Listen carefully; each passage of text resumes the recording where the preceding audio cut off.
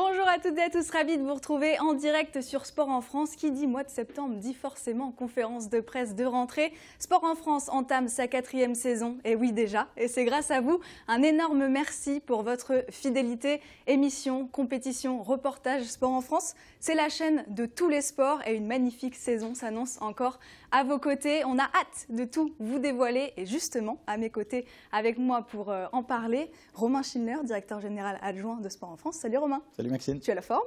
Super. Comme d'habitude. Saison 4, moi je vois marquer saison 4 sur les écrans, donc j'ai la forme, toutes les équipes sont à fond pour présenter un peu cette belle saison qui arrive. Ouais. En face de toi, le directeur de Média 365, Guillaume Sampic. Salut Guillaume. Salut, salut. La forme aussi, saison 4. Moi je découvre qu'on est à la saison 4. Alors Romain, avant de se projeter justement un petit peu sur cette saison 4 qui a quand même déjà un petit peu débuté, dis-nous un petit peu le bilan de cette saison 3, qu'est-ce qu'on en tire? La saison 3, c'est croissance et développement, parce qu'on a vraiment ancré la chaîne dans le paysage audiovisuel. La chaîne est devenue crédible, les gens nous connaissent de plus en plus, les gens nous suivent de plus en plus, et on le voit sur les chiffres digitaux et les chiffres médiamétriques. Je retiendrai juste un événement qui a eu lieu cette année, c'est le volley. Pourquoi? Parce que la Fédération française de volley, Eric Tanguy, son président, sont toujours très actifs pour, aider au développement de la chaîne, 2, proposer du volley gratuitement. Et on a proposé 2 finales de Coupe d'Europe cette année avec Narbonne et Tours, et on a vu la victoire de Narbonne est commentée, et je tiendrai à le saluer ici, par Xavier Richefort qui nous a quittés cette année. Donc ça a été vraiment un super événement, une réussite en termes d'audience, une réussite en termes de croissance pour la chaîne. Et puis je développerai un peu tout à l'heure, mais on a consolidé le fait d'être la chaîne du sport féminin, la chaîne du hockey sur glace, avec des audiences très importantes et en croissance constante, la chaîne des premières de plein de choses dont je parlerai tout à l'heure. Et voilà, on a été un soutien à la médiatisation du squash junior, enfin de plein de choses. Donc la chaîne est devenue crédible. On a réussi à fidéliser notre public et surtout à positionner notre média comme une vraie chaîne de télé et de sport qu'on attend et qu'on espère voir grandir. Alors tu l'as dit, on en a vécu de très belles émotions sur Sport en France la saison passée. Et justement, Lucien, notre chef d'édition, nous a concocté un petit best-of pour vous, les meilleurs moments de la saison dernière. C'est parti.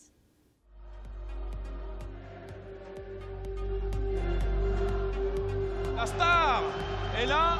Elle est en forme, c'est Céline Dumerc. Très applaudi, Thomas Junior Popov par le public qui est venu en nombre cet après-midi pour assister à cette finale. Non, il n'y a pas d'esprit de revanche, il y a un esprit de vouloir gagner. Il est là pour nous faire plaisir. Jérôme Le Banner. Oh oui, beau travail. Mais c'est admirablement fait. Ce petit côté, ils ont berné tout le monde. Oui, Peter Vallier qui récupère ce palais, que c'est bien joué. Peter Vallier, la passe. Toute la temporisation exceptionnelle. Impressionnant encore une fois de plus. À ce moment-là du match, Bruna défend là. Le ballon est libéré. Sarah Michel le manque. C'est pas possible. Elle avait la balle de match. C'est complètement dingue. Interception d'Elie Aboula qui remonte le terrain. Il va aller au touchdown. Touchdown d'Elie Aboula. Il n'y a pas de plaque sur le terrain. Incroyable. Oh, ça sort et c'est la victoire de Thomas Popov Junior. Allez Emma, jusqu'au bout, jusqu'au bout.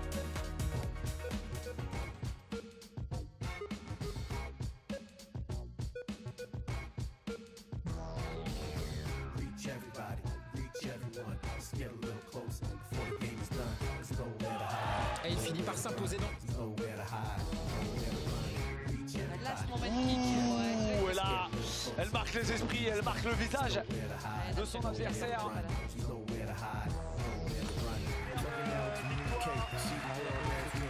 Et encore passé l'éclair de génie.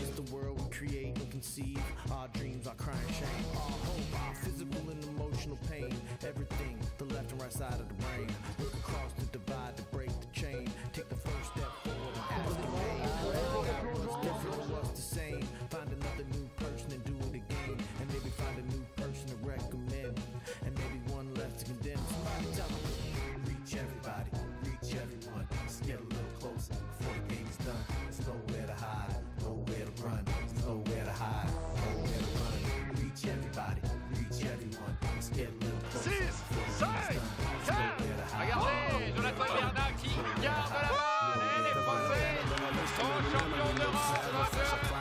Rugby fauteuil pour la première fois de leur histoire. La France décroche ce titre continental.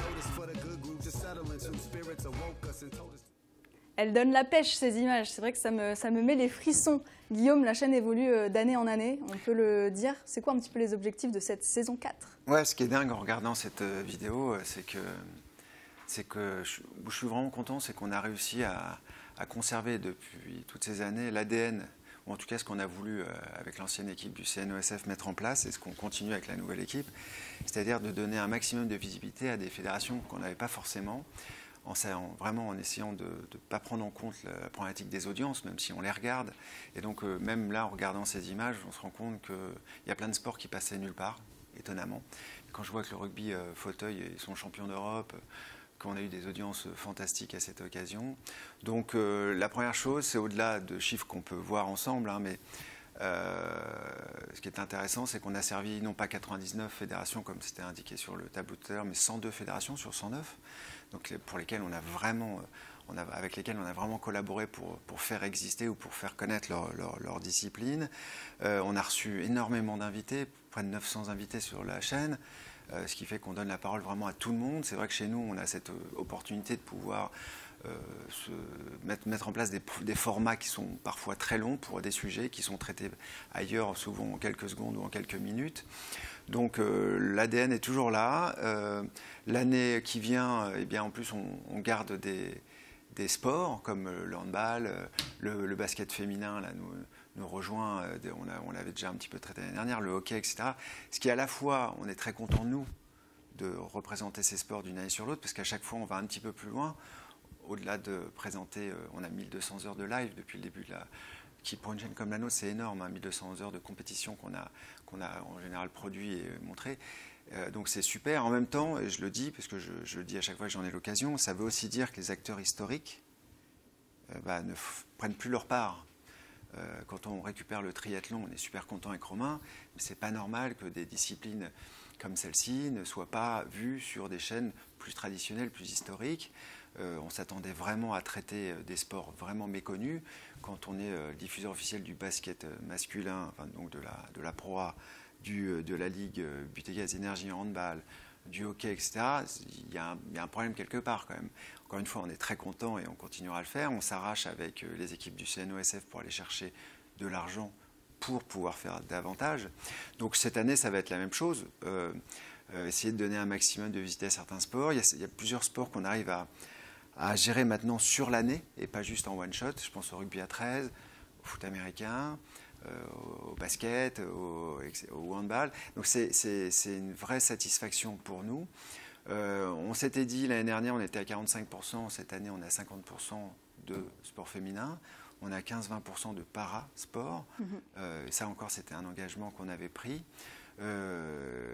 Et ce qu'on constate aussi, et ce qu'on essaye de faire, surtout Romain et ses équipes le font plutôt bien, c'est d'aller chercher des publics plus jeunes maintenant.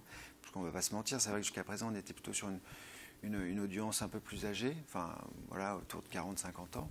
Et grâce au travail qui a été fait sur les réseaux sociaux, sur Twitch, quand je vois qu'on a un peu plus d'1 million d'impressions sur les réseaux sociaux chaque mois, encore une fois, il y a encore du travail, mais c'est révélateur.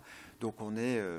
voilà, les objectifs restent les mêmes et surtout faire connaître encore plus la chaîne. Elle n'a que 3 ans et demi, à peine, et il y a à peu près un peu moins de 50% des Français qui connaissent cette chaîne. Certes, le groupe Free World Media que je représente fait beaucoup d'efforts pour faire connaître cette chaîne, mais après 3 ans et demi qu'on soit déjà à 50%, c'est énorme. Mais il y a encore donc d'autres personnes à aller chercher et on va aller les chercher cette année.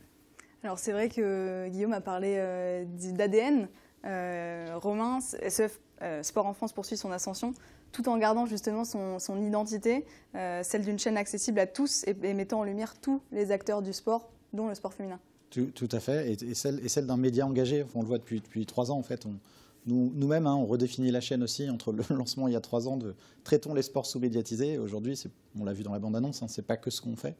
On fait beaucoup plus de choses. On est engagé pour un sport citoyen, pour un sport écologique avec l'émission Sport Planète, pour un sport égalitaire, Guillaume l'a dit, pour un sport inclusif. On diffuse de plus en plus de parasport et on essaye de s'impliquer auprès du comité paralympique aussi.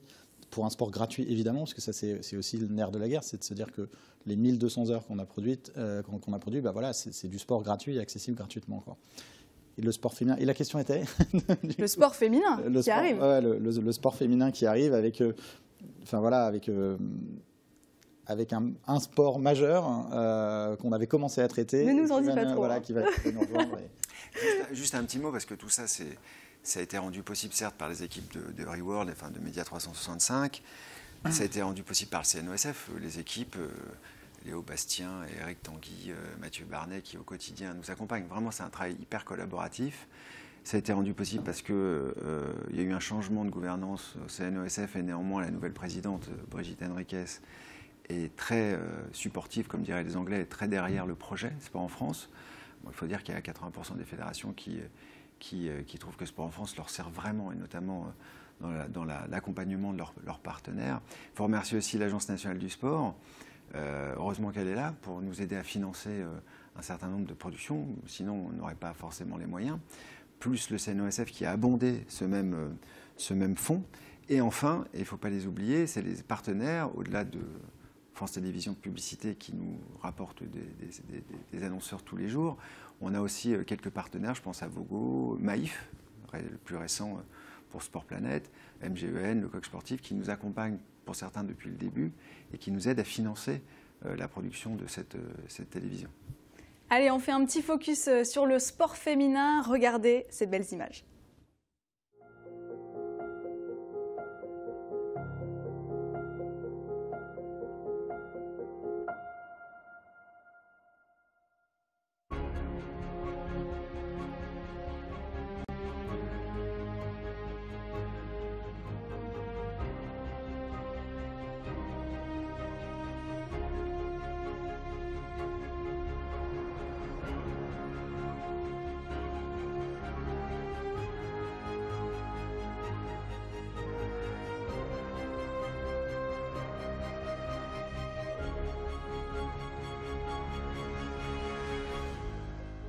Être toujours numéro 1. À 16 ans, je me dis oui, je voudrais être une championne. C'est incroyable. Comment est-ce que je me sens? Je suis très heureuse. Je veux y aller et je me sens de plus en plus forte. Il faut avoir la niaque. Si on n'a pas la niaque, c'est même pas la peine d'y aller.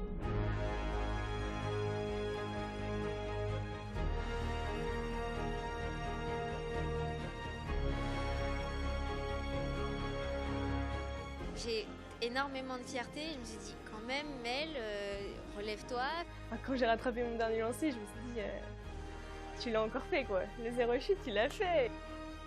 Un 22 long rifle. Ok.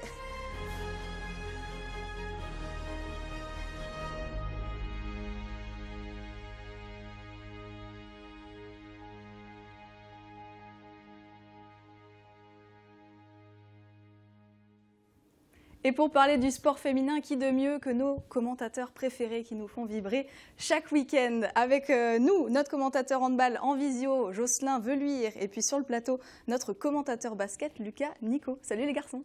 Salut Maxine. En pleine forme pour cette saison 4 ? En pleine forme, hâte de démarrer. Salut Jocelyn aussi. Là. En même temps. Également avec nous pour compléter ce tableau du sport féminin, Carole Force, présidente de la Ligue féminine de basket. Bonjour Carole. Bonjour Maxime. Ravie de vous accueillir. Et on a également en visio la présidente de la Ligue féminine de handball, Nodjalem Niaro. Bonjour Nodjalem. Voilà, le petit coucou. Bienvenue sur le plateau de Sport en France, mesdames. Guillaume, c'est vrai que le sport féminin n'est pas forcément toujours mis en valeur sur d'autres chaînes, mais pour le coup, Sport en France a toujours mis un point d'honneur et bien vraiment à le mettre en lumière. Le constat de départ, ou la volonté de départ du CNOSF, c'était de mettre en valeur des disciplines qu'on ne voyait pas ailleurs, et force est de constater, avec le parasport, que le sport féminin était quasiment invisible, ou en tout cas trop peu visible, en dépit de la qualité de certains de nos championnats ou de la qualité de nombreuses de nos athlètes. Donc oui, par la force des choses, on s'est retrouvé à faire beaucoup de sport féminin dès le départ. En plus, c'est la volonté d'aider le sport féminin ou de lui donner plus de visibilité ne vient pas de Sport en France. C'est un choix dès le départ, mais ça vient même de plus hautes instances, puisque le sport féminin, que ce soit l'Agence nationale du sport, finance avant tout des sports féminins. Ça prouve bien que le sport féminin en a besoin. Et quand on voit la différence sur certains sports, où les filles sont même souvent meilleures que les garçons, mais quand on regarde les budgets de certaines ligues ou de certaines fédérations, eh bien, on constate que c'est du 1 pour 10 parfois, ce qui est totalement inacceptable, j'entends. Et heureusement, on a des gens comme Nodji qui nous ont fait confiance dès le départ, après avoir eu quelques difficultés avec leur précédent précédent diffuseur, enfin en tout cas le contrat s'est arrêté, et on s'est jeté sur l'occasion pour essayer de... Championnat de France de handball féminin, c'est probablement le meilleur championnat dans le monde. Donc nous, de les représenter, on a appris aussi avec elles, avec les filles, parce qu'au début, on faisait des belles productions, puis au fil du temps, on a commencé à faire des reportages dans les clubs pour montrer ce qu'il y avait derrière. La Ligue elle-même produit déjà pas mal de choses, donc on a pu monter en puissance et faire connaître ces filles, dont certaines qui sont devenues vraiment des femmes que beaucoup de Français connaissent maintenant. Donc on essaye d'aller le plus loin possible parce qu'au-delà du sport en tant que tel, il y a aussi des problématiques dans le sport féminin comme la parentalité, les choses comme ça. Ce que je le disais tout à l'heure, l'égalité entre les hommes et les femmes. Je ne parle même pas seulement de salaire, mais même de traitement, quand même inacceptable. On veut être un pays sportif, mais on traite très différemment les athlètes féminines versus les athlètes masculins, ce qui est complètement inacceptable. Et ça doit devenir, j'incrimine personne, hein, mais ça doit venir du haut, ça du ministère, ça doit venir des instances, du président, etc. Donc voilà, il y a encore beaucoup de travail à faire. Nous, on en a fait beaucoup et on va continuer à le faire parce qu'à chaque fois, ça donne des images remarquables. Romain, tu veux compléter un petit peu ? Oui, compléter que parce que Carole est aussi en plateau, mais que les playoffs de basket l'année dernière, enfin cette saison du coup, en fin de saison dernière, c'était magique en termes de... On a vu un peu Lucas s'époumoner dessus, mais en termes de notoriété déjà, en termes d'audience, ça a vraiment... Ouais. On diffuse du basket masculin, donc nous on a un point de comparaison pour le coup sur les compétitions, c'est juste, ça fonctionne, ça intéresse les gens, ça n'intéresse pas que les filles. Et c'est la qualité du spectacle aussi. Et effectivement, il y a quelques années, il y avait avec le foot a été locomotive sur le sport féminin, et voilà, nous on est fiers de faire partie de cette locomotive et d'aider ces sports-là, quoi. Sport en France, en tout cas, est bien la chaîne du sport féminin. Oui, et je vous conseille de faire vraiment très attention à cette annonce. Cette année, pour la première fois en France et à la télévision, vivez la saison 2023 du championnat de France de basket féminin. Bonsoir, bienvenue sur Sport en France. 17 matchs de saison régulière, 12 clubs en lice, les playoffs. Les championnes de France ne sont pas éliminées, Fred. Et le grand match des champions. Elle remporte le premier titre de la saison en Ligue féminine de basket, le match des champions. Vibrez dans la chaleur des parquets français avec une promesse, des chocs au sommet, de la joie et de grandes émotions. Incroyable cette soirée. Tout ça gratuitement sur Sport en France, diffuseur officiel de la Ligue féminine de basket. Mais quel match! Pour la première fois, on pourra donc voir du basket féminin sur toute une saison, et c'est sur Sport en France. Romain, quand même, une petite réaction après cette belle annonce. Nous, on le sait depuis pas mal de temps, mais on a travaillé tout l'été, et c'est vraiment sous l'impulsion aussi de la Ligue féminine de basket, de Carole ici présente et de ses équipes, et d'Yannick Souvray, qui a vraiment... Plus que vrai, le mot est faible pour réussir à ce qu'on arrive à monter un projet, parce que c'est pas facile, ni financièrement, ni en termes de structure, ni... Voilà, on part nous à chaque fois d'une feuille blanche sur tout ce qu'on fait. Donc, et là sur la saison régulière, les playoffs on le faisait déjà. Donc non, c'est un gros travail tout l'été de tout le monde, des clubs, de la Ligue féminine de basket, de la Fédération française de basket et de sport en France, avec également l'aide en coulisses de Lucas qui espérait que ça puisse se développer, et de nos consultants et consultants dont on parlera tout à l'heure. Ouais. Carole, Madame la Présidente, je me tourne vers vous. C'est une grande première pour le basket féminin. C'est complètement inédit et on peut effectivement que se réjouir de ce partenariat qui a été effectivement un travail co-construit avec l'ensemble des partenaires. Moi, je tiens vraiment à remercier effectivement toutes les équipes de la fédération, bien évidemment la Ligue féminine, l'Agence nationale du sport et bien évidemment tous nos clubs qui déjà étaient dans cette dynamique et tendaient vers ce professionnalisme. Donc voilà, j'ai envie de dire aujourd'hui, le terrain a été labouré et j'espère qu'il va être fécond. Et j'oublie pas non plus, bien évidemment, la chaîne Sport en France, la chaîne du sport féminin qui nous a accompagnés effectivement sur les playoffs de la saison dernière avec une certaine réussite. Et je crois que ça a amené effectivement cette envie de collaborer, de travailler ensemble pour arriver aujourd'hui à cette magnifique saison qui nous attend et qui va être devant nous. Et c'est vrai que j'ai eu moi-même le retour des joueuses et elles sont vraiment super contentes à chaque fois d'être diffusées sur Sport en France. Romain, un petit mot sur le dispositif ? Donc le dispositif, on l'a dit, on va commencer la saison avec le match des champions le 21 octobre, et ensuite on commencera à Villeneuve d'Ascq pour le premier match. Soyez tous patients pour l'annonce de la suite de la programmation, ça viendra dans quelques semaines. Donc 17 matchs de saison régulière, les playoffs, avec aux commentaires principalement Lucas Nico, évidemment, qui est pour nous la référence dans le commentaire de basket, et aussi pour ce qu'on fait sur Sport en France, avec voilà, Frédéric Weiss, Angelo, Mélissa. Mais je vais laisser peut-être Lucas parler un peu de la team. Lucas, il y a un petit problème sur la taille là, non la taille, la différence avec Fred, ouais, elle est très visible, évidemment. Je précise que je fais 1m80. Hein.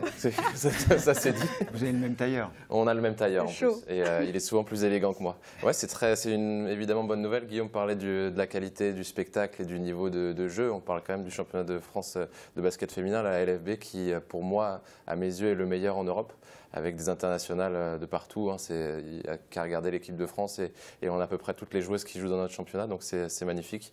Même les résultats dans les Coupes d'Europe. L'année dernière, Bourges, qui est championne d'Europe, d'ailleurs on l'avait diffusé sur Sport en France, elle gagne l'Eurocup.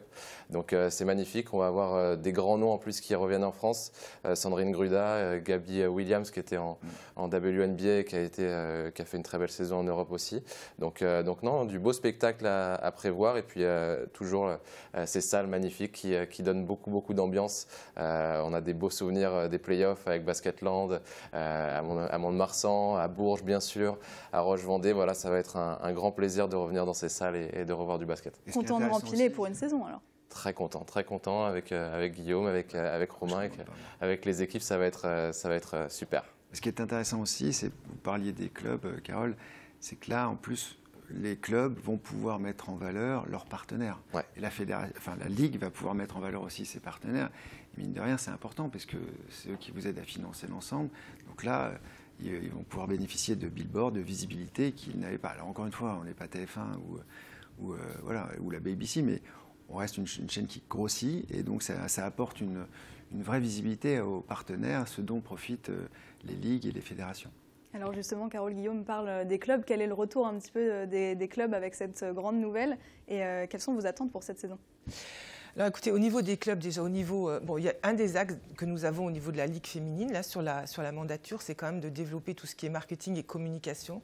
Bien évidemment, les filles aujourd'hui ont des résultats, que ce soit en équipe de France 5-5, 3-3, puisqu'on a des joueuses quand même qui jouent dans ces deux on va dire, disciplines.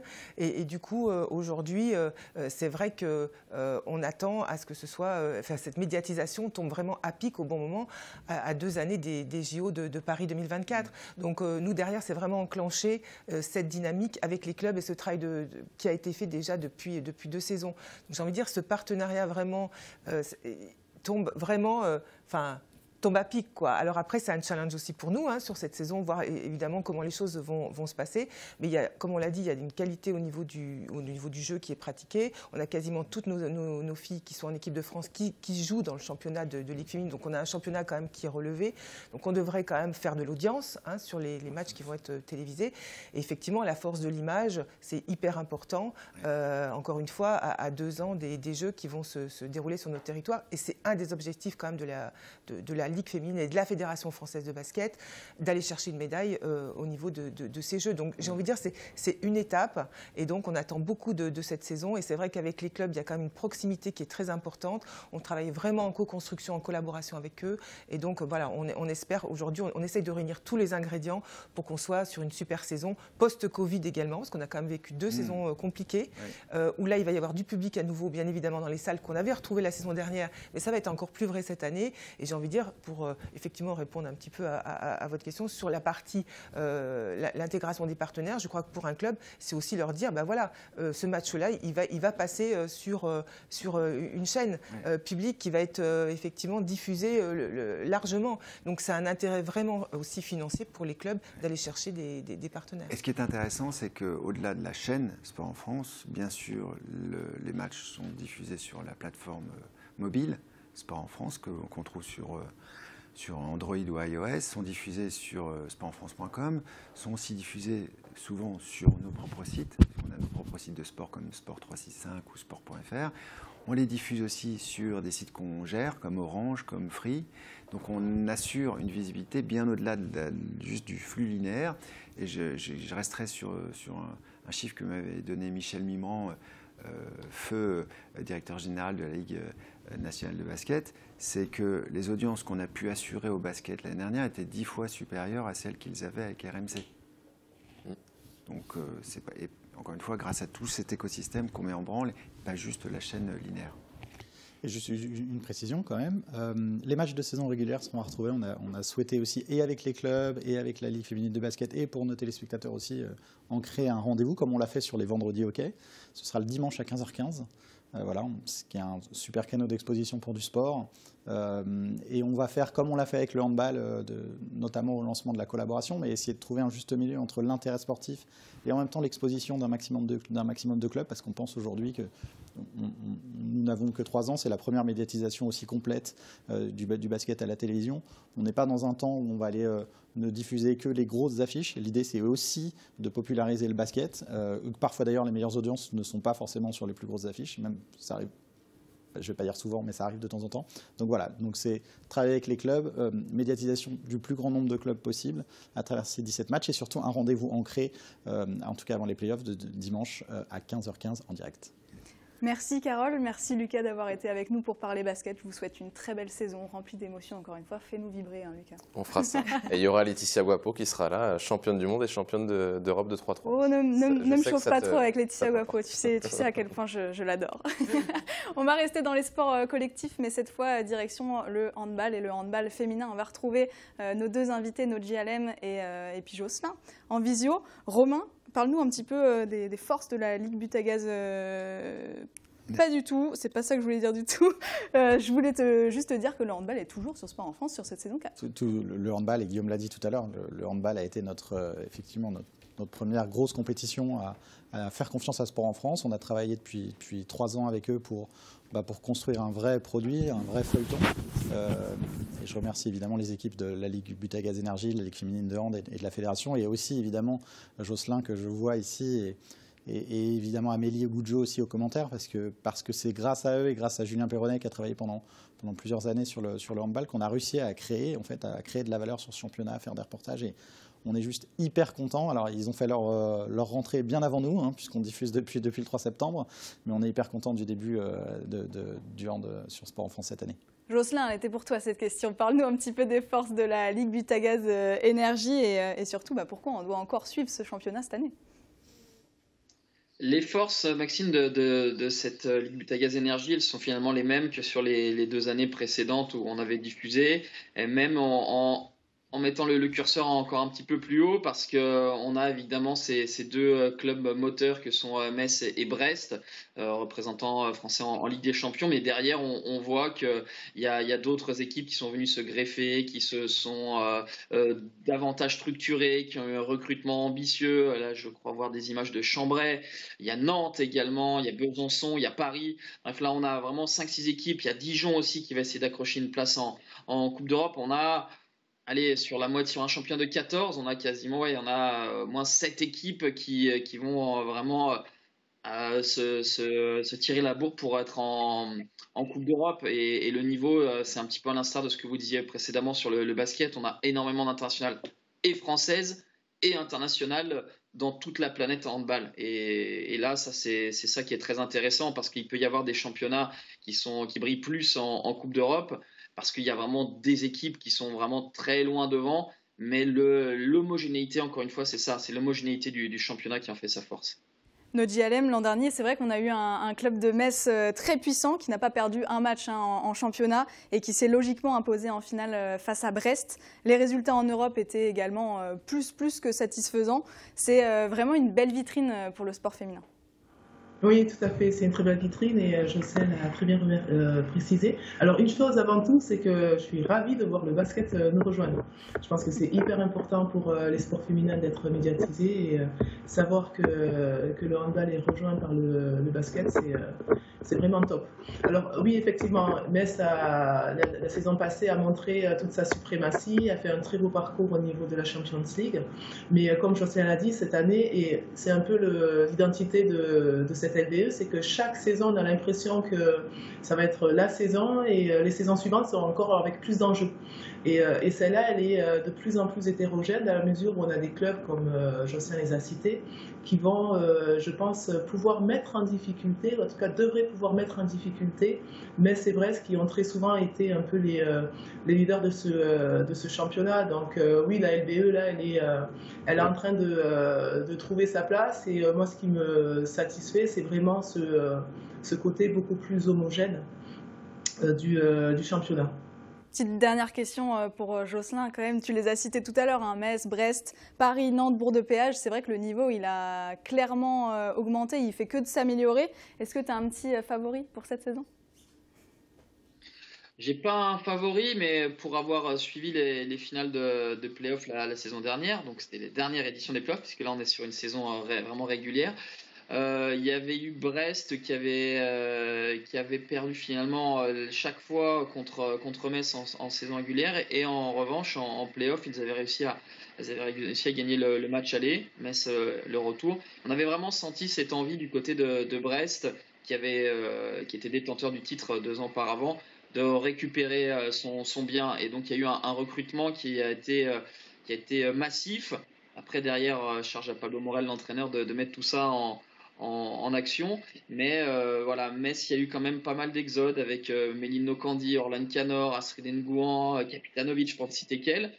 Pendant ce temps-là, Brest s'est pas mal renforcé. Alors ça reste que le papier. Après, il y a la vérité du terrain et l'expérience avec Metz qui est rompu à l'exercice depuis des décennies maintenant. Donc les favoris, ça restera toujours les deux mêmes, je pense, Metz et Brest, avec aussi Paris qui peut avoir sa carte à jouer. Nadji, parle-nous de l'application, c'est l'occasion, parce que la Ligue féminine, mais aussi le handball au sens large du terme, vous avez choisi de prendre un virage important cette année. Je pense que c'est l'occasion, là, ça ne concerne pas directement Sport en France, mais j'aimerais que tu nous parles un petit peu, c'est l'occasion de faire la promotion de cette application. Ouais, merci Guillaume, j'apprécie vraiment ce mot que tu viens de donner, parce qu'effectivement, quand on reprend un peu l'historique de la LBE, et notre rencontre avec Sport en France, elle a été faite sur des périodes difficiles pour la LBE. Et la création de Sport en France, et tout ensemble, on a réussi à co-construire ce projet et aller encore plus loin que ce qu'on souhaitait. Et en fait, parce qu'on a toujours ce souci de pouvoir montrer et diffuser du sport féminin avec la fédération, cette saison, on a, avec la LNH, créé donc une OTT qui est une grande première pour nous, hein, qui est un projet qui a eu besoin de temps de maturation, et en fait l'idée c'est de montrer tous nos handballs. Donc forcément la LBE sera représentée, avec aussi la D2F, parce qu'une des événements forts cette saison, c'est que la LFH intègre la D2F dans son giron, et même les matchs des équipes de France. Et une chose qui était aussi importante pour nous, c'était de continuer justement ce partenariat avec Sport en France, avec même les chaînes locales, pour essayer de trouver un maximum de portes d'entrée, on va dire, pour montrer le handball. Donc on continue l'histoire ensemble, on le développe au sein de la fédération avec cette OTT qui va rassembler mais vraiment tous les handballs, hein, handisport, handa 4, on veut montrer beach handball aussi, qui a son importance.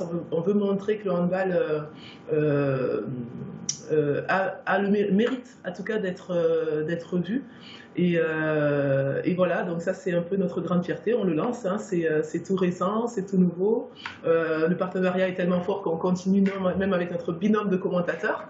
Donc ça c'est vraiment cette notion de co-construction qui se met ensemble. Donc on avance, et je pense qu'un des éléments forts, et Carole l'a dit, c'est l'arrivée des JO, hein, qui sont là, et je pense que nos équipes de France, alors là je parle handball, mais je pense que c'est un peu la même dynamique pour le basket également. On a quand même des joueuses qui ont fait des parcours remarquables lors des dernières compétitions, que ce soit les JO, que ce soit les compétitions internationales. Elles évoluent dans notre championnat, et ce qui est dommage, c'est qu'aujourd'hui la problématique du sport féminin, c'est de ne pas être visible à la hauteur de ce qu'évolue et des résultats que font les filles. Donc on unit des forces, hein, on prend plusieurs canaux, et l'OTT est un de ces nouveautés pour pouvoir montrer plus de handball. Le nom de l'application? C'est très simple, comme ça marque les esprits. Vas-y, redonne, on ne l'a pas entendu. Handball TV. Ah oui. Ok, voilà, simple et efficace. Romain, tu voulais ajouter un petit mot rapidement? Je voulais juste ajouter qu'on a lancé la chaîne pour être complémentaire des grandes chaînes de sport, et que le paysage audiovisuel étant en train de changer, on est fiers aussi aujourd'hui d'être à nouveau complémentaire, mais de plateformes OTT, comme a lancé Handball TV par la Fédération française et la Ligue nationale de hand et Ligue féminine de handball. Merci Nodji Alem, plein de force pour cette nouvelle saison qui s'annonce encore pleine d'émotions, on a hâte. Merci Jocelyn, hâte de t'entendre à nouveau sur Sport en France. Prends soin de toi et à très vite sur Sport en France. On enchaîne Romain, on a parlé des compétitions, mais Sport en France, c'est aussi des émissions et des magazines qui mettent en valeur justement le sport féminin. Et je peux évidemment que penser à La Victoire est en elle. Est-ce que tu peux nous rappeler un petit peu le concept ? Exactement, le concept est simple. L'émission est animée par Alexandre Delperrier. C'est parler du sport féminin, parler des femmes qui font le sport. Et donc voilà, c'est... Je vais juste, en gros, c'est donner la parole à toutes. On a reçu à peu près 300 femmes sont venues parler dans cette émission. Et si je dois sortir peut-être juste un élément pour les gens qui ne connaissent pas l'émission sur les dernières, on a reçu récemment Juliana Ferreira qui a été en or aux JO mondiaux en Jiu-Jitsu. Donc c'est l'équivalent des JO pour les sports non olympiques. Alors, on n'en a pas parlé des masses dans les médias, on a parlé un peu de son résultat. Voilà, nous, on lui a donné la parole quelques semaines après pour évidemment évoquer sa performance, mais également évoquer sa carrière de femme dans le sport. Et une autre info, une autre femme, c'était Anne-Lise Rousset aussi, qui a battu le record de la traversée du GR20. Voilà, l'idée, c'est que c'est évidemment dans la tendance de parler du sport féminin. Donc ça, on le montre et on le fait, et d'autres chaînes le font aussi. Mais nous, on va un peu plus loin et on est content et fiers de pouvoir donner la parole à toutes ces actrices. Voilà ce qu'on a fait, en tout cas, depuis 3 ans pour le développement du sport féminin. Et tous nos programmes, et je le précise là, parce que sur le podcast, ça marche bien d'ailleurs, sont à retrouver en podcast. Et La Victoire est en elle et Les Aventurières, tout ça est en podcast sur toutes les plateformes officielles. Alors c'est vrai qu'Alexandre, il est toujours très bien entouré dans ses émissions. Je sais à quel point il adore justement son émission et les rencontres qu'il peut faire grâce à cette émission. Justement, regardez un petit extrait, Sport en France et La Victoire est en elle, c'est ça. Pendant 24 heures, vous n'avez jamais arrêté de courir. Votre mari, Jacques, me disait, j'étais même obligé de lui donner à manger. Mais oui, parce que il était là pour le ravitaillement, donc il m'obligeait de m'arrêter pour manger un peu. J'ai mangé un peu de purée, elle était très bonne la purée. Mais vous tournez à quoi, Barbara ? Je ne sais pas, je tourne par la volonté, par la force, par mon corps qui court et puis mon mental qui suit. Je n'ai jamais arrêté un marathon, je n'ai jamais abandonné. Je n'abandonnerai pas, jamais. Vous êtes sûre vous êtes certaine que ce n'est pas votre mental qui vous fait courir ? Je pense que le mental, en général, prend le dessus quand on est fatigué, quand même, à la fin. Au début, oui, parce qu'à 82 ans, vous avez le droit d'être fatigué au bout de 125 km. Voilà. Même avant, je peux être fatiguée. Vous avez souffert ensuite, après ces 125 km? Non, pas du tout. J'étais très, très bien. On est allé manger le soir dans un resto. On a fait une bonne petite pouffe avec Julien et les autres coureurs et coureuses, là. Incroyable. Et non, mais ça allait très, très bien. Si je peux être dans le même état à 82 ans, je signe direct, mais comme quoi il n'y a pas d'âge pour faire des records et pour surtout faire La Victoire est en elle aux côtés d'Alexandre Delperrier. Merci Lucien en tout cas pour ces beaux souvenirs. Pendant qu'on a vu cet extrait, on a fait un petit coup de magie sur le plateau et une nouvelle personne est entrée sur ce plateau, une nouvelle tête sur Sport en France, une tête que je connais très bien puisque j'ai passé 35 jours à la supporter dans une jungle tahitienne. Lucie Berthaud. C'était si dur hein. Non, ça va.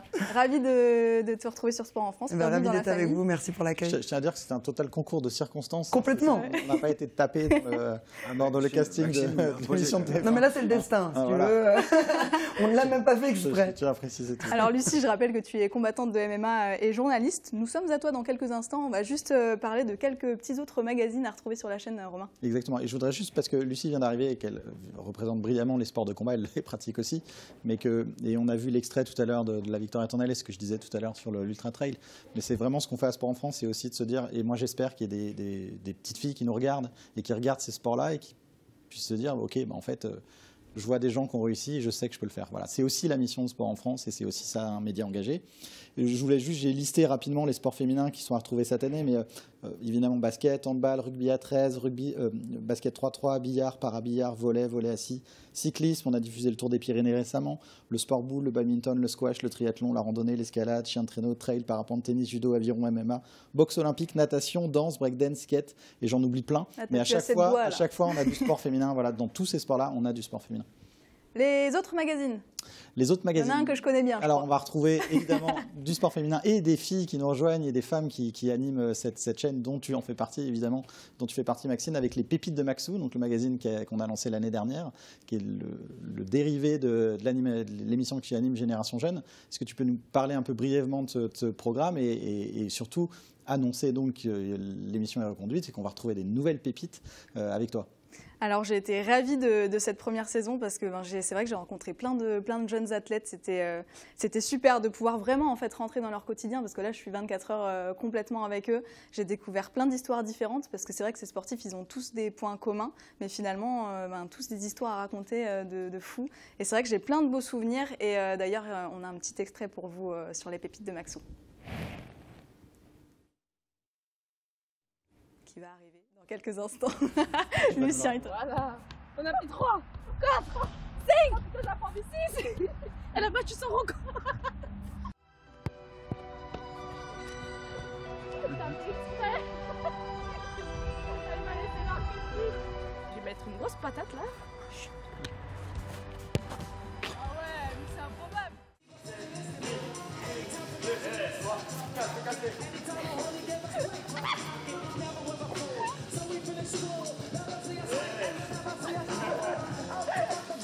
Ah c'est beau.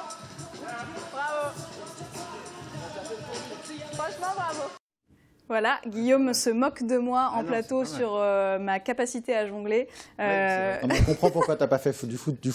Ouais, c'est ça. Non, mais donc là, on a vu un extrait avec Jamila Hamidou. C'était donc une footballeuse du club de l'OM.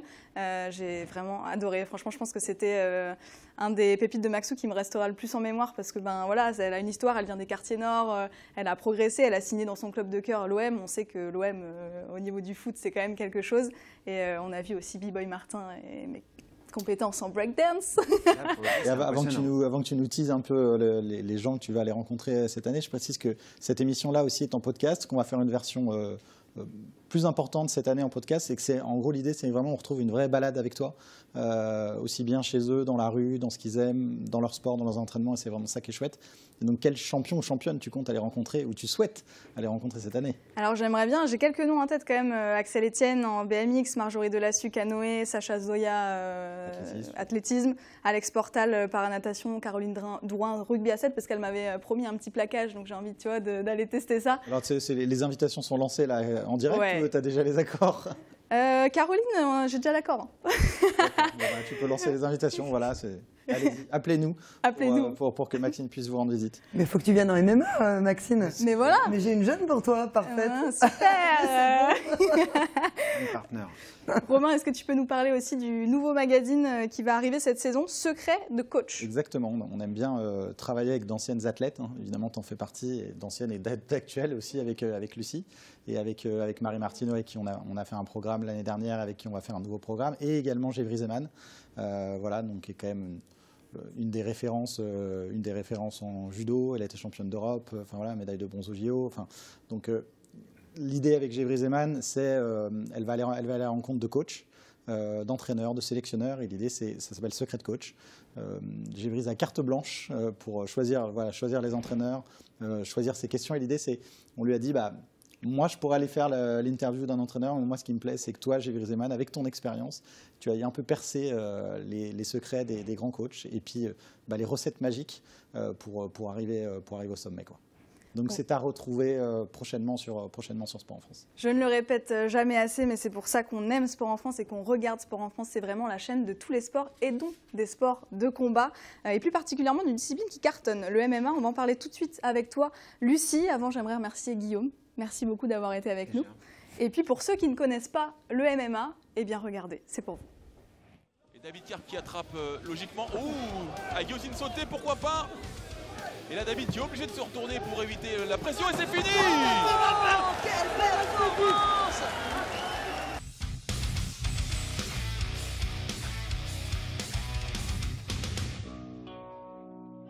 Oh bien, Jérôme, ce qu'il a fait là, il a mis le whizzer, il tourne, allez, il frappe! Et il frappe! Marteau! Excellent, il veut prendre le dos, très bien! Et Jérôme, il tape! Et c'est la fin de ce combat! Magnifique, étranglement arrière. Et Jérôme qui exulte.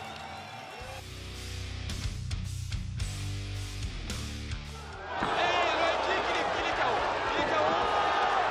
Magnifique, l'arbitre va arrêter. Voilà. Bravo, bravo. Magnifique. Oh là là, quelle domination. Et le public qui est en délire. Superbe. Oh, c'est un crochet. Magnifique. Mais quel combat. Incroyable. Le public qui est debout. Mais quel talent. Et Alpha Rocher qui exulte. L'hypercut au foie. Oh, la twist.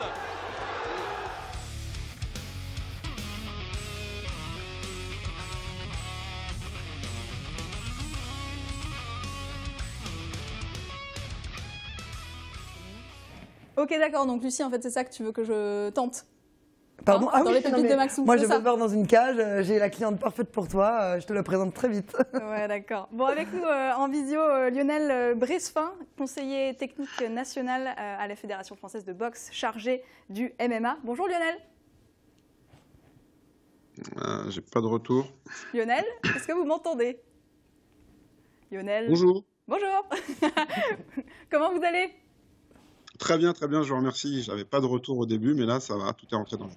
Là, on est bien, on est parfait. Romain, pourquoi avoir fait le choix du MMA sur la chaîne, du coup le choix est simple, hein, c'est l'ADN de Sport en France est toujours de médiatiser des sports sous-médiatisés. Alors, je ne vais pas dire que le MMA était sous-médiatisé, parce qu'on en retrouve beaucoup sur les chaînes payantes, que ce soit des chaînes étrangères ou des chaînes françaises. Sur des chaînes françaises, il n'y en avait pas forcément beaucoup, et surtout, on a souhaité, on est tombé d'accord avec l'organisateur du MMA Grand Prix. Donc on retrouve les rendez-vous du MMA Grand Prix pendant 1 an et demi sur Sport en France, de se dire, OK, nous on fait du MMA, mais on veut faire du MMA, on veut montrer du MMA comme on fait les autres sports, à la sauce Sport en France. Donc on veut montrer du MMA français, on veut montrer du MMA réglo. Alors je mets entre guillemets, ça reste un sport de combat, mais on veut montrer du MMA qui a été intégré à la Fédération française de boxe. On veut aider au développement du MMA dans les clubs, au MMA amateur. Voilà. Pour nous, tout ça, c'était important et on s'est retrouvés sur cette philosophie. Et c'est pour ça qu'on est tombé d'accord et qu'on s'est dit, OK, Sport en France est légitime pour montrer du MMA. On n'est pas une chaîne, déjà, on n'est pas une chaîne payante. Et c'est assez drôle les premières réactions quand on a dit, donc on a déjà diffusé 2 Grands Prix, mais quand on a diffusé le premier Grand Prix du MMA et que les gens ont appris que c'était sur Sport en France, les gens mettaient, où est-ce que je peux trouver les liens de streaming pour pas payer?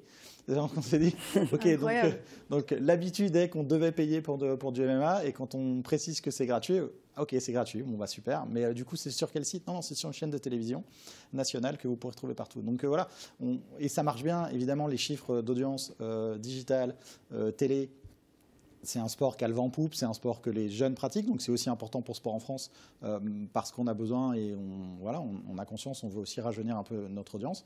Et c'est aussi pour ça qu'on développe d'autres choses avec le MMA, qu'on discute avec la fédération pour accompagner le MMA, au-delà de juste diffuser les rendez-vous du MMA Grand Prix. Voilà. Lucie, étant donné que tu as un petit peu la double casquette journaliste combattante, c'est quoi la Lucie's Touch dans l'émission et dans les commentaires? Déjà, la première touch, je pense que c'est le fait que je sois une femme, parce qu'en fait, ça se compte sur les doigts d'une main au niveau mondial. Les femmes commentatrices et journalistes spécialisées dans le MMA. Au-delà de ça, je pense que c'est aussi ma capacité à comprendre ce qui se joue vraiment, ma capacité d'empathie vis-à-vis du combattant, parce que forcément, étant moi-même combattante, j'ai une profonde connaissance de ce que c'est d'être combattant. Donc ça va me permettre, 1, de comprendre ce qui se joue, 2, de le traduire et donc d'être pédagogique avec le grand public, et surtout de raconter de belles histoires. Qu'est-ce qui a amené un combattant à entrer dans une cage? Qu'est-ce qui se joue aujourd'hui dans cette cage? Vers quoi il se dirige? Comment on s'y prend pour devenir un grand champion? Tout ça, ce sont des choses auxquelles j'ai été confronté qui me permettent d'avoir une lecture assez pertinente en fait. Et d'ailleurs, ce que j'ai demandé à Lucie, notamment quand on s'est parlé sur comment je commente maintenant que je suis sur une chaîne gratuite et Sport en France, et encore dit une fois, on n'est pas une chaîne spécialisée sport de combat, donc c'était important. Je lui ai dit, voilà, moi je veux pas qu'on perde les gens qui aiment le MMA, parce que c'est important, mais je veux de la pédagogie, je veux qu'on comprenne ce qui se passe, je veux qu'on s'intéresse aux combattants, enfin voilà, et elle le fait très bien et on est ravis. Lionel, comment tu expliques ce succès incroyable pour le MMA en France et justement, quelles sont un petit peu les voies qui ont permis à ce que ça se légalise enfin? En ce qui concerne le succès de l'activité, c'est une activité qui maintenant a une vingtaine d'années, donc c'est un sport moderne, mais c'est un sport qui est là depuis une vingtaine d'années, et puis c'est aussi un sport qui est fortement corrélé à la notion de spectacle. Donc il y a quand même un côté spectaculaire dans les affrontements, et c'est ce qui explique sa popularité. C'est vrai que le MMA est l'une des disciplines les plus tendances aujourd'hui, mais quand même, Lionel, le chemin a été long. C'est un chemin, effectivement, le chemin a été assez long. Il a fallu attendre 2019 pour que la ministre des Sports, Roxana Maracineanu, lance un appel à manifestation d'intérêt. Et donc, plusieurs fédérations sont positionnées pour répondre à un cahier des charges d'une trentaine de points sur finalement comment ces fédérations-là allaient intégrer le MMA et permettre sa structuration et son développement. Et aujourd'hui, donc depuis 2020, le MMA est délégué à la Fédération française de boxe et poursuit sa petite avancée et sa croissance. Lucie, qu'est-ce que tu retiens un petit peu des 2 premiers événements du MMA GP diffusés sur Sport en France? Je retiens qu'on a réussi à faire 2 beaux coups parce qu'on a eu des têtes d'affiche qui ont marqué leur temps. On a eu Jérôme Le Banner qui est une légende vivante qui aujourd'hui est plutôt vers la fin de carrière mais qu'on accompagne jusqu'au bout. C'est un homme qui a écrit l'histoire et on va continuer d'écrire l'histoire avec lui. Le deuxième coup, c'était Cédric Doumbé, légende du kickboxing, champion du Glory. Aujourd'hui, il est en train d'effectuer ses prémices en MMA. On est en train, pareil, d'assister à une page historique dans sa carrière. Peut-être qu'un jour, Cédric Doumbé sera champion de l'UFC. Et force est de constater que Sport en France aura été là pour vivre ce moment. C'est beau. Tu as également une émission chaque semaine sur Sport en France, le premier show TV de MMA en France. Tout à fait, tout à fait. En fait, il y avait une carence dans le paysage audiovisuel, c'est-à-dire qu'on n'avait pas de rendez-vous en clair, de rendez-vous dédiés au MMA sur un format hebdomadaire. Aujourd'hui, il y a des opérations exceptionnelles qui encadrent les gros événements, mais pas de rendez-vous hebdomadaire. Donc nous, notre but, c'était de créer ce rendez-vous et deuxièmement, aussi de faire la part belle aux combattants qui ne sont pas forcément qu'à l'UFC, parce qu'aujourd'hui, il y a cette locomotive l'UFC et c'est grâce à cette organisation, effectivement, qu'on a pu connaître un succès planétaire dans le MMA. Mais aujourd'hui, il y a aussi énormément de combattants qui combattent dans d'autres organisations qui sont tout aussi méritants et qu'on a envie de valoriser. Et encore une fois, on a envie d'accompagner les sportifs français. Et c'est ce qu'on va faire à travers cette émission, à travers des rubriques d'actualité, des portraits, spotlight, des débats et de nombreuses réalisations de portraits, peut-être documentaires, on en discutera, Romain. Ce qui est important, et je pense que Lionel le pensera aussi, mais ce qui est important, ce que dit Lucie, c'est qu'on n'est pas sectaire. Enfin, nous, on n'est pas. Moi, je suis Sport en France, on n'est pas là pour vendre des abonnements. On est là pour faire la promotion du sport, du MMA. Alors même si on est associé aujourd'hui avec le MMA Grand Prix, quand on décide de faire un rendez-vous hebdomadaire sur le MMA à la française, et ce que dit Lucie est important, on n'est pas là pour faire que la promotion des combats qu'on va diffuser, on est là pour parler du MMA en général. Et c'est vraiment ce qu'on retrouvera, et ce que d'ailleurs plein de sites internet aujourd'hui et plein d'influenceurs, parce que l'écosystème digital du MMA est juste incroyable, et pour le coup est très implanté, l'écosystème télé ne l'était pas. Donc c'est là, voilà, on amène un peu notre petite brique ici, et je tiens juste à préciser en termes de diffusion, jusqu'à présent, et parce qu'on a une imposition de l'ARCOM de ne diffuser qu'à partir de 22h30 le MMA, et qu'évidemment on s'y tient. Jusqu'à présent, en fait, on avait une diffusion en différé, ce qui pouvait un peu gâcher évidemment l'attente autour notamment du main event ou du co-main event. Donc à partir du 8 octobre, on va mettre en place une prise d'antenne en direct à 22h30. Donc à 22h30, on retrouvera le combat avant le main event, puis le main event, qu'on pourra retrouver du coup aux alentours entre 22h30 et 23h en fonction du combat d'après. Et dans la foulée, en différé, on aura le début de la soirée. Mais ça permet vraiment de garder ce côté un peu direct et premium qu'on compte donner au MMA. Et du coup, Lucie sera donc en direct. Voilà. Alors, je vous propose de regarder un petit extrait de l'émission de Lucie. C'est parti. Un retour en force dans la cage. Comment tu l'as vécu, ce combat, Lyon ? Combat, avec tout ce qui s'était passé dernièrement, l'échec que j'avais eu lors de mon dernier combat, tout ça, ça m'a permis de refaire le point sur moi-même et en fait être vraiment déterminé. J'étais vraiment déterminé, peu importe l'adversaire, je voulais gagner. Alors, je crois que tu as reçu le prix de la performance de la soirée, c'est ça, le combat de la soirée ? Combat de la soirée, ouais. Donc là, ça veut dire que vous avez gagné chacun plus 10 000, c'est bien ça ? Apparemment, ouais. Alors, qu'est-ce qu'on a envie de faire d'un 10 000 € quand on... Hors caméra, il nous l'a dit. Il va partager avec nous. Merci à lui. Allô, il ouvre mon téléphone. C'est ça, c'est ça. Ah, ce rire qu'on entend à des kilomètres. Tout à fait. Alors là, on a parlé de MMA professionnel, mais il y a aussi le MMA amateur qui est très important, notamment avec ce circuit IMAF, et Lionel pourra en parler mieux que moi. C'est hyper important. Dans la construction d'une carrière, le MMA amateur, c'est une pièce maîtresse. Ce sont les bases, en fait. Donc on va beaucoup en parler dans cette émission. Alors Lionel, justement, c'est important que Sport en France s'associe au développement de la diffusion d'un circuit amateur ? Oui, c'est fondamental.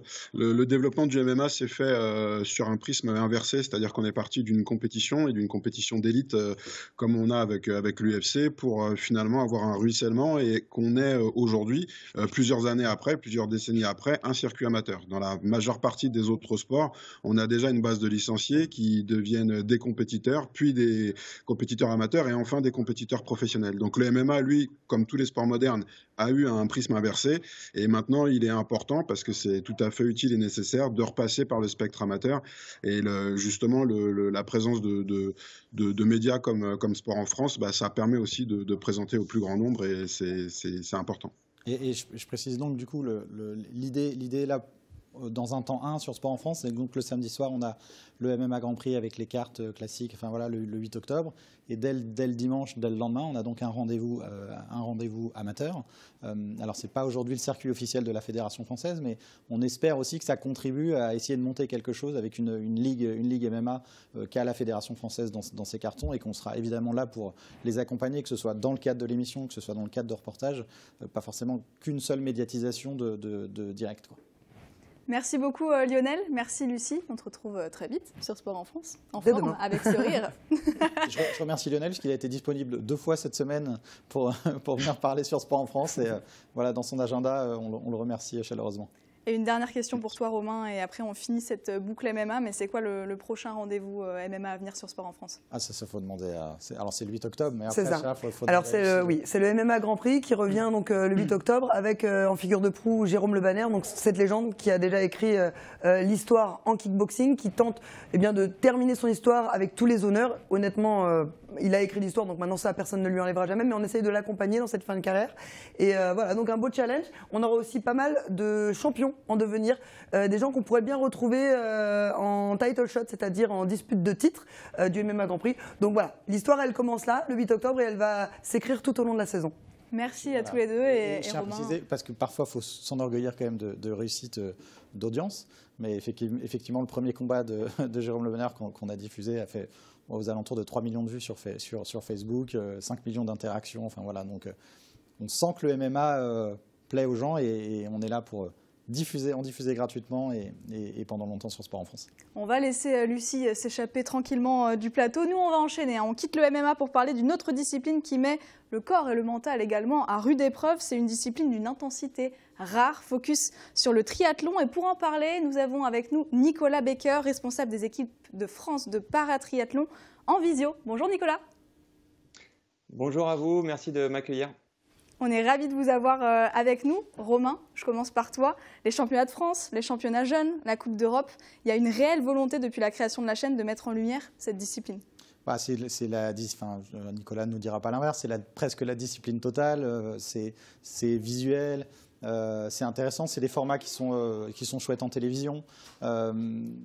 Et en même temps, le circuit, notamment le Grand Prix, n'existait pas sur la durée en télévision jusqu'à il y a 1 an et demi. On n'avait que quelques épreuves, et ce travail, et c'est toujours sous l'impulsion des fédérations. Je nous remets à notre place, hein, mais on travaille avec 109 membres.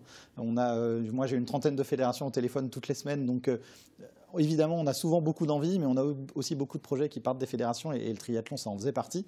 Mais on a réussi à faire un produit télévisuel très chouette, dans une économie maîtrisée pour tout le monde, avec des résultats d'audience, et avec évidemment des victoires importantes sur Sport en France il n'y a pas très longtemps, puisque ça vient de se terminer. Justement, la saison vient de se terminer. Quel bilan et à quoi s'attendre en 2023 ? Le bilan, le bilan, je l'ai dit, est très positif en termes d'audience, en termes de retombées, en termes de positionnement de Sport en France. Je pense que la Fédération française de triathlon est très contente aussi. Donc on est sur des bases de discussion de renouvellement de partenariat en 2023 pour retrouver à nouveau les étapes du Grand Prix, en tout cas sur Sport en France, et d'autres choses en triathlon. On est partenaire des FitDays également en triathlon. On est partenaire aussi du triathlon comme sport santé, comme ouverture du sport pour les jeunes. Enfin, donc, et le paratriathlon dont on va parler dans un instant. Alors justement, Nicolas, un petit mot sur le paratriathlon. J'imagine qu'avoir cette opportunité pour une fédération de pouvoir regarder du paratriathlon à la télé, c'est juste dingue et symbolique. Oui, c'est un beau symbole, c'est un beau point fort à 2 ans des Jeux de Paris. Hein. C'est vraiment ce qu'on attendait. Les athlètes sont très performants. On a une dynamique en équipe de France qui part des jeunes On le voit chaque semaine jusqu'aux les Olympiques et les Paralympiques avec des victoires régulièrement sur les différents championnats un peu partout dans le monde. Mais ce qui nous avait manqué à un moment donné, c'était cette exposition, que les gens puissent voir vraiment les athlètes en action. Et là maintenant, c'est ce qui peut se faire et je suis très content de cela puisque c'est mérité. Et je pense que les gens ne seront pas déçus quand ils vont voir des athlètes comme Alexis Quincan, Elise Marc, Jules Ripstein. C'est très impressionnant. Alors justement, vous m'enlevez les mots de la bouche, Nicolas, parce que quand on parle des chances françaises, on pense évidemment au champion paralympique Alexis Quincan. Parlez-nous un petit peu de lui. Est-ce qu'il est en forme pour la saison prochaine ? Alors, Alexis est vraiment en forme, c'est quelqu'un qui écrase la concurrence, mais qui ne se contente pas de ça, c'est-à-dire qu'il va tout le temps chercher le petit détail, il essaye de se challenger avec son entraîneur Nicolas Poulot, ils ont toujours une petite astuce pour aller gagner du temps et c'est intéressant de voir ce qu'il a fait cette année. La saison n'est pas finie pour nous, hein, on va en parler, le championnat du monde est exceptionnellement très tard dans la saison, fin novembre, ce qui signifie qu'on était à Saint-Jean-de-Mont au mois de septembre justement sur l'étape de Grand Prix et je remercie la fédération d'avoir mis en place le championnat de France de triathlon je veux dire sur le même week-end que le Grand Prix, donc bénéficier de vraiment d'installations incroyables. Et Alexis, ce jour-là, alors qu'il n'y avait pas d'enjeu pour lui, hein, a fait une sacrée démonstration. De paratriathlon, c'est quoi un petit peu l'objectif en termes de résultats pour la saison prochaine? Alors, juste si on peut s'accorder sur la saison prochaine, de quoi on parle, c'est-à-dire que pour moi, en 2022, la finale à Abu Dhabi. Voilà, donc c'est ça. Donc là, parce que en fait, la saison a démarré au mois de mai. C'est pour ça que je voulais juste préciser. Alexis, par exemple, a gagné la première World Series à Yokohama. On en parlait chez les Olympiques, mais c'est aussi une série chez les paras. Donc l'objectif, c'est bien sûr d'aller confirmer les titres mondiaux de ceux qui avaient gagné en 2021. Donc Alexis Quincan dans sa catégorie PTS 4 et aussi Jules Ripstein dans la catégorie PTS 2. Jules est un fort potentiel pour Paris. Il a, il domine sa catégorie. Il a la possibilité de faire la même chose sur les Jeux de Paris puisque sa catégorie est retenue. Nous avons également aussi un fort potentiel avec une fille qui s'appelle Elise Marc, qui est vice-championne du monde à l'heure actuelle.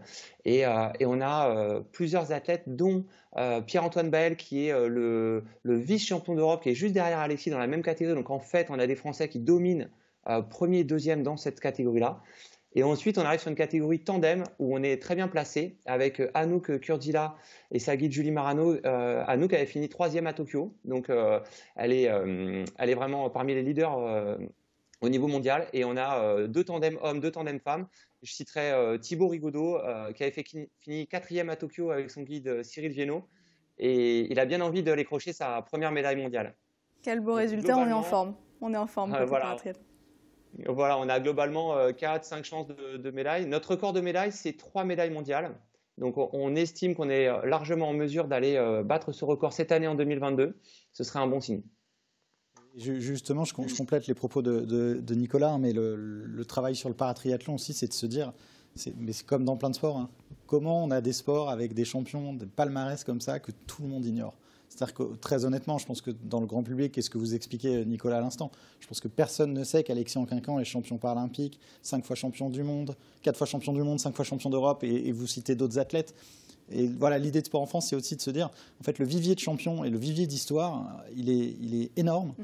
On ne les connaît pas. Et je tiens vraiment à remercier, pour le coup, notre partenaire, la Matmut, qui est une marque qui s'investit beaucoup dans l'inclusion par le sport, qui est soutien aussi d'Alexis Quincan pour son association L'Âme de Joie, et que c'est vraiment aussi grâce à eux et grâce à leur impulsion qu'on arrive à monter cette opération et qu'on arrive à diffuser donc en direct du paratriathlon à Abu Dhabi le 26 novembre. Alors le 26 novembre, je précise pour les téléspectateurs, il y a un match de l'équipe de France de foot à la Coupe du Monde en même temps. Par contre, je vous donne les résultats, ils vont gagner. Donc, ce jour-là, soyez devant le paratriathlon et on multidiffusera et on rediffusera évidemment cet événement. Mais on est vraiment, quand je dis qu'on est la chaîne des premières, c'est pas un truc en l'air et c'est pas un truc marketing. Je pourrais vous citer 200 sports qu'on a fait pour la première fois depuis 3 ans.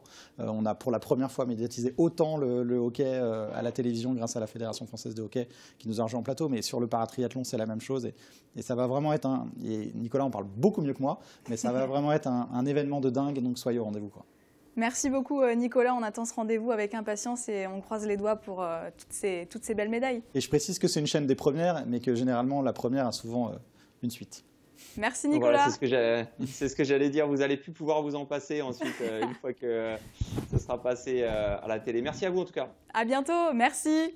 Allez, on enchaîne direction les patinoires et le froid avec l'une des disciplines phares sur Sport en France, c'est le hockey sur glace. Romain est bien évidemment toujours avec nous et on a accueilli il y a quelques instants Éric Ropert, directeur général de la Fédération française de hockey sur glace et bien évidemment Charles Trognon, notre commentateur hockey sur Sport en France. Romain, ça fait maintenant 3 ans que le hockey sur glace est sur Sport en France et tu parlais tout à l'heure des vendredis hockey, et ben j'ai l'impression que c'est quand même un sacré rendez-vous ça sur Sport en France. C'est un sacré rendez-vous et je remercie encore Éric évidemment parce qu'on a beaucoup œuvré et lui surtout beaucoup à la baguette au sein de la fédération pour mettre en place ce rendez-vous, qu'on l'a fait en grande pompe la première année, on se disait on espère construire derrière. Aujourd'hui c'est devenu un vrai feuilleton, grâce évidemment à Charles, aux commentaires et à tout le travail des clubs aussi, l'investissement des clubs et des fans, c'est un vrai feuilleton. Le vendredi hockey c'est presque devenu une marque marketing, mais c'est très important en fait de pérenniser une case. En termes d'audience ça marche vraiment très bien. Alors on ne va pas comparer, on va fâcher personne, mais par rapport à plein d'autres sports collectifs qui sont soi-disant plus cotés que le hockey sur glace, on est vraiment sur des chiffres parfois meilleurs, très souvent identiques et surtout en constante progression depuis qu'on diffuse le hockey. Éric, on repart pour un tour, c'est un super coup de projecteur pour la discipline et le championnat. Oui, on est très heureux de collaborer avec la chaîne. Effectivement, on essaye de construire l'image de notre sport, qui est un sport spectaculaire par nature, mais qui a besoin d'être exposé en télé et qui demande beaucoup de travail en amont aussi de production parce que c'est un sport rapide où le palais n'est pas très grand comparé à d'autres sports. Et donc oui, on est très heureux. Et puis là, c'est une saison un peu particulière. C'est le 100e titre de champion de France qu'on va donner. Donc c'est une saison très, très particulière. Et effectivement, on a une communauté hockey sur glace qui se réunit maintenant le vendredi pour regarder les matchs de hockey sur Sport en France. Donc on est très très heureux de travailler ensemble.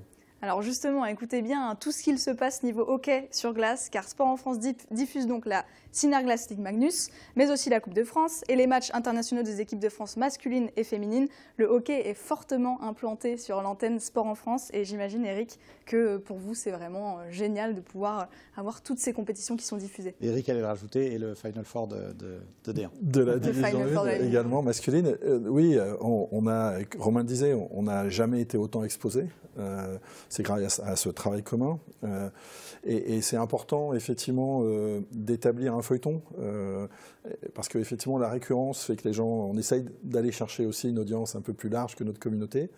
Et donc, mettre en valeur régulièrement notre sport dans toute sa diversité, les féminines, la Coupe de France, les grands événements aussi, comme les matchs internationaux, ça nous permet effectivement, tout au long de la saison, de septembre à fin mai, enfin début mai, pardon, d'avoir cette récurrence sur la chaîne et c'est important pour nous. Charles, tu es le commentateur du hockey sur glace sur Sport en France, mais le commentateur du hockey sur glace en France tout court.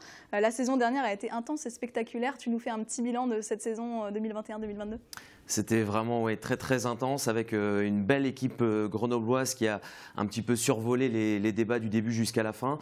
La saison qui va arriver va être très intéressante aussi parce qu'ils sont attendus au tournant. Maintenant, ces Grenoblois, les autres formations se sont aussi un petit peu renforcées. Donc voilà, on a eu du spectacle la saison dernière et on va en avoir aussi beaucoup cette saison. Justement, à quoi on peut s'attendre cette saison ? Il y a beaucoup de prétendants pour le titre cette saison. Donc les Grenoblois, comme je l'ai dit, sont attendus. Mais il y a beaucoup d'équipes qui peuvent aller très loin en play-off. Donc on peut s'attendre à du spectacle, comme on a eu ces dernières années, mais encore plus la saison prochaine. Éric, vous êtes forcément en lien direct avec les clubs du championnat. Est-ce qu'ils sont satisfaits de tout ce qu'on fait sur Sport en France ? On a des retours très positifs des clubs qui sont très contents. Et d'ailleurs, on a eu l'occasion pour le lancement de la saison de travailler ensemble pour faire du contenu. Et les clubs étaient très enthousiastes. On a des très très bons retours aussi de la communauté du hockey sur glace. Je vais dans les patinoires et les gens sont très contents de la qualité de ce qu'on montre, parce qu'il y a ça aussi. Il y a le fait d'être montré, mais aussi le fait d'être bien montré, d'être bien exposé. Donc oui, on a des très très bons retours. Les clubs jouent le jeu et ils ont envie de plus. Donc nous aussi, on voudrait être encore plus souvent sur la chaîne. C'est quelque chose sur lequel on va travailler. Mais oui, on est très très positif et la communauté est très, très heureuse d'être là. Romain, petit résumé de ce qu'on va retrouver concrètement sur Sport en France cette année? On va retrouver alors une vingtaine de matchs, mais surtout on va, et notamment sur l'impulsion d'Éric, l'idée c'est d'avoir la finale en intégralité, ce qu'on n'a pas fait l'année dernière en croisant les doigts que ça puisse se jouer. L'année dernière, on croisait les doigts en espérant que ça puisse se jouer le plus longtemps possible. Donc voilà, et un match d'équipe de France, France-Slovénie. Dans pas très longtemps, le Final Four de D1, la Coupe de France, et aussi du contenu. On en aura quelques émissions cette année autour du hockey sur glace. Effectivement, Éric l'a dit, on a travaillé avec les équipes de la fédération pour interroger toutes les équipes cette année. Donc on a des pastilles, on essaie d'agrémenter un peu les directs, de faire de mieux en mieux. Je sais que c'est un budget qui est très compliqué à monter du côté de la fédération et des clubs, donc on les en remercie vraiment de nous associer à tout ça. Et puis voilà quoi, c'est parti quoi. Éric, Charles, avant de nous quitter, un petit favori pour la saison? Moi, je suis neutre. Je sais. Non, je pense que Charles le disait, il y a 3 équipes sans doute qui vont jouer le titre. Ça va être spectaculaire. Les Grenoblois. Si je dois en donner un de grands favoris, les Grenoblois qui ont été donc très bons la saison dernière, qui ont gardé une homogénéité dans l'effectif et une belle profondeur. Donc ça va être très intéressant à suivre. Et puis aussi le retour de la Coupe de France à Bercy. Trop bien. Encore une grosse saison de hockey qui nous attend. Éric l'a dit, Franck Pateau et les équipes de Chlorophylle Production qui nous accompagnent, qui accompagnent la fédération, que Charles voit régulièrement, avec qui il travaille et avec qui on essaye de faire à chaque fois des trucs d'équilibristes dans une production pour que le rendu soit à la hauteur de la qualité du spectacle. Merci à tous les deux, merci Éric, merci Charles. Beaucoup. Très belle saison et puis on a hâte de voir tout ça. Et on vous attend sur le plateau pour les émissions qu'on va faire cette année. Évidemment. On va maintenant quitter les patinoires et prendre l'air avec quelques paysages à couper le souffle. Et oui, car Sport en France, c'est aussi la chaîne de l'évasion.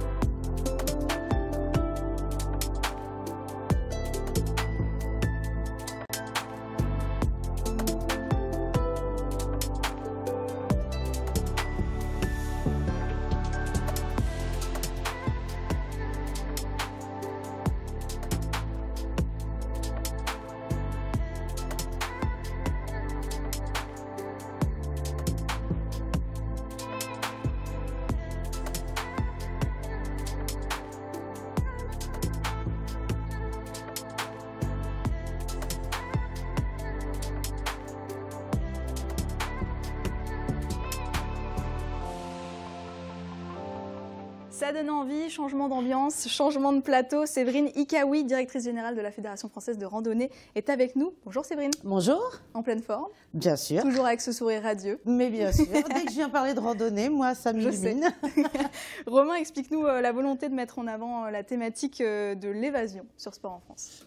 On l'a vu, on a parlé de sport collectif, on a parlé de MMA et on parle de randonnée et d'évasion. Moi, je trouve que c'est tout Sport en France. Je trouve ça génial de retrouver tout ça sur cette chaîne. Il y en a vraiment pour tout le monde. L'évasion, on n'a rien inventé, hein. C'est juste dans l'air du temps, l'éco-responsabilité, faire du sport pour son bien-être personnel, essayer de respecter la nature quand on en fait. Plus de 20 millions de personnes pratiquent des sports de nature. C'est le sport le plus pratiqué par les femmes. Plein d'athlètes sont arrivés par des sports nature avant d'aller dans des sports. Enfin voilà, les exemples sont nombreux de pourquoi le sport évasion est important. Donc on va créer un nouveau rendez-vous sur Sport en France à partir du 5 novembre, du week-end du 5 novembre, le sport nature évasion, dans laquelle on retrouvera évidemment de la randonnée, de la voile, du deltaplane, du parapente, du chien de traîneau et tous les sports qu'on peut pratiquer en extérieur. Et la randonnée, on va en parler dans un instant, est vraiment une des fédérations presque la première qui nous accompagnait parce qu'elle avait un super produit et des super films qu'on diffuse et voilà, quelque chose qu'on adore. Et donc ça fait de belles images la randonnée. On est très content de les avoir avec nous. Voilà la raison du sport évasion cette année. Alors justement, évasion, sport nature, randonnée. Séverine, est-ce que tu peux nous donner un petit peu quelques chiffres sur cette fédération qui est super bien représentée sur notre territoire ? Alors, la Fédé en elle-même, aujourd'hui, c'est 3500 clubs affiliés qui représentent à peu près 250 000 adhérents. On est en train de retrouver notre chiffre de licenciés d'avant Covid. Donc ça, comme pour beaucoup de fédérations, bah ouais, ça fait du bien. Mais c'est aussi à peu près 20 000 bénévoles. Parce que nous avons cette particularité de nous construire nous-mêmes notre terrain de jeu, notre terrain de pratique, donc les baliseurs qui font toutes ces marques que vous trouvez sur les itinéraires. Beaucoup de métiers au sein de la fédération. Et puis c'est aussi une fédération qui est au service de tous ceux qui n'en font pas partie, puisque une dernière étude qu'on a menée en décembre l'année dernière chiffrerait le nombre de pratiquants de randonnée aux alentours de 27 millions. Donc l'avenir est à nous et les itinéraires sont à eux. Depuis 3 saisons maintenant, Sport en France est associé à MonGR pour lancer le magazine Mon GR préféré. C'était d'ailleurs un immense honneur d'animer cette émission l'an passé. C'était le GR 340 qui avait gagné. C'est ça, l'année dernière, ça a été donc le GR 340 qui fait le tour de Belle-Île-en-Mer. Donc oui, c'est notre grande actualité, on va dire, de la rentrée d'automne, c'est de lancer ce concours qui consiste à faire élire par les randonneurs leur GR préféré, donc à partir d'une sélection de 8 GR dont ils peuvent retrouver les images sur le site de la fédération, mongr.fr. Et puis donc après, le vote est ouvert. Cette année, ce sera du 3 au 23 novembre pour voter. On peut voter chaque jour pour son GR préféré. Et puis donc, résultat, le 24 novembre prochain. Nous aussi, on a des images à vous montrer à ce propos. Regardez.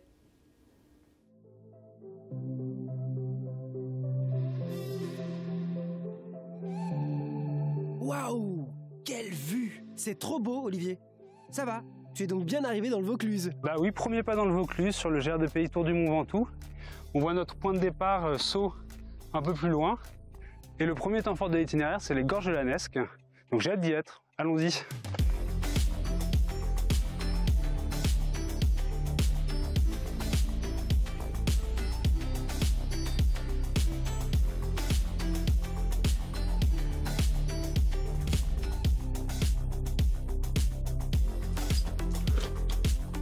Alors, elle est pas chouette la surprise? Bah, c'est extraordinaire, oui.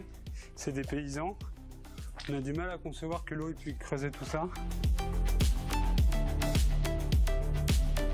Et alors, on dort où sur ce Tour du Ventoux, Olivier? Écoute, j'ai découvert sur ce Tour du Ventoux le label Compagnon de route.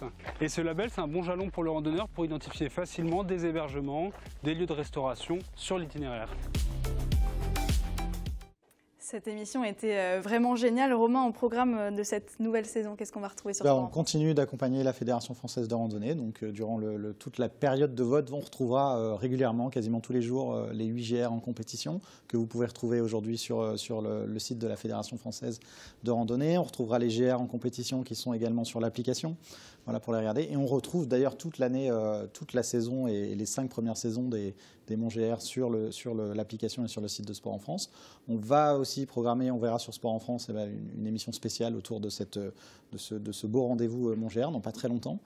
Voilà. Et puis on travaille avec d'autres choses aussi de la Fédération française de randonnée, parce qu'effectivement, Séverine en a parlé, les bénévoles, c'est un point important. Et je l'ai dit tout à l'heure, nous, on veut être un média engagé pour le sport. Donc on n'est pas que là pour diffuser des belles images de sport. Mais dans pas très longtemps, dans les grandes questions du sport, voilà, on va faire une émission sur les bénévoles, ces petites mains qui font que le sport en France existe. Et donc voilà, tous ces pans sont importants. Et quand on dit qu'on est aussi la chaîne de l'éco-responsabilité, si on est fier aussi que la Fédération française de randonnée est aussi intégrée, et c'est normal, c'est le cœur de la préservation de l'activité, mais éviter la sursaturation des chantiers de randonnée, des sentiers de randonnée. Donc je sais que cette année, c'est des sentiers alternatifs qui ont été un peu mis aussi en avant. Enfin, tout à fait. Tout ça, c'est très important. C'est ce qu'on fait dans Sport Planète. C'est vraiment le message qu'on porte avec Séverine et avec la Fédération.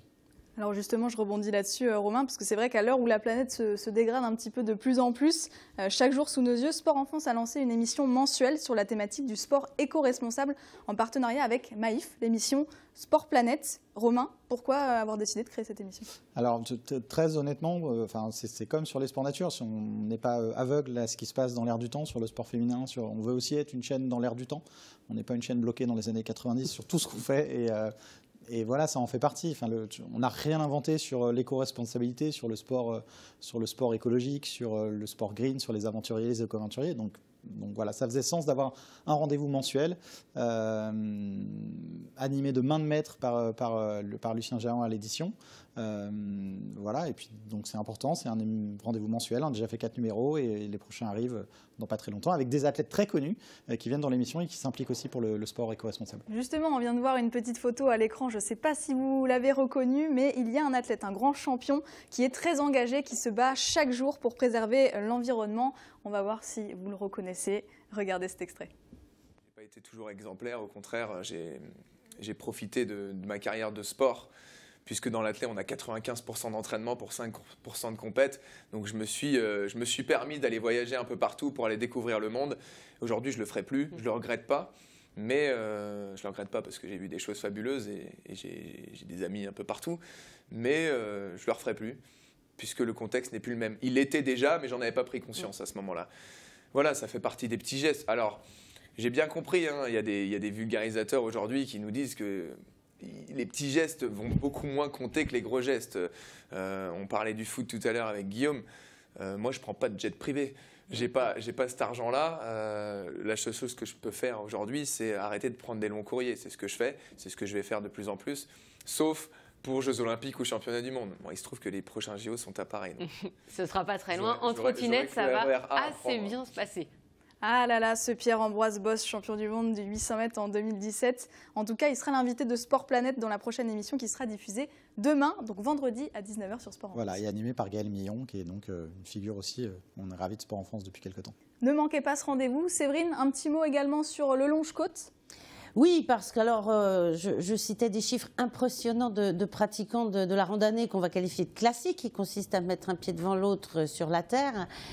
Mais la fédération développe d'autres types d'activités autour de la marche, dont le longe-côte, donc qui consiste à marcher dans l'eau, immergé jusqu'au diaphragme. Mais c'est aussi une activité, une de nos rares activités à la fédération compétitive, puisqu'il y a un championnat de France de longe-côte. Et déjà, Sport en France nous avait accompagnés sur on va dire la visibilité de cette discipline qui est un petit peu plus confidentielle que la randonnée traditionnelle. Donc ça a été important pour le développement de cette nouvelle manière de pratiquer la randonnée, d'avoir pu bénéficier d'images qui ont été diffusées sur Sport en France. Et donc, on vous donne rendez-vous les 3 et 4 juin 2023 pour le prochain championnat, où on espère que également vous pourrez être à nos côtés pour montrer cette belle compétition. J'espère que vous avez bien noté ce rendez-vous à la maison. Redites-nous. Alors, ce sera les 3 et 4 juin 2023 en Gironde.